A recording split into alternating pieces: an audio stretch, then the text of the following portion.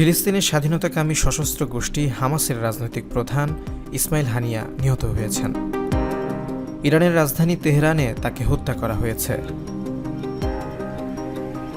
বুধবার এক প্রতিবেদনে এই তথ্য জানিয়েছে সংবাদ মাধ্যম আল জাজিরা। সংবাদ মাধ্যমটি বলছে, হামাসের রাজনৈতিক প্রধান ইসমাইল হানিয়াকে ইরানের রাজধানী তেহরানে হত্যা করা হয়েছে, এমন তথ্য জানিয়েছে ইরানি গণমাধ্যম।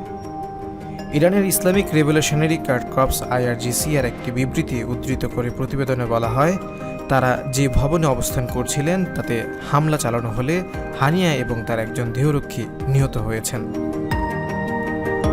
IRGCর বিবৃতিতে আরও বলা হয়েছে, মঙ্গলবার ইরানের প্রেসিডেন্ট মাসুদ পেজেশকিয়ানের অভিষেক অনুষ্ঠানে যোগ দিতে হানিয়া তেহরানে গিয়েছিলেন।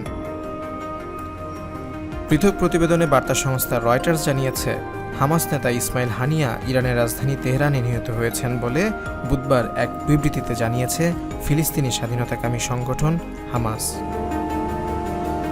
একটি বিবৃতিতে ইসলামপন্থী গোষ্ঠীটি হানিয়ার মৃত্যুতে শোক প্রকাশ করেছে।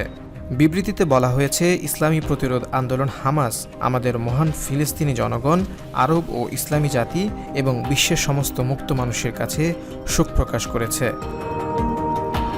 ভাই, নেতা, শহীদ, মুজাহিদ ইসমাইল হানিয়া তেহরানে নিজের আবাসস্থলে বিশ্বাসঘাতক ইহুদিবাদী অভিযানে নিহত হয়েছেন।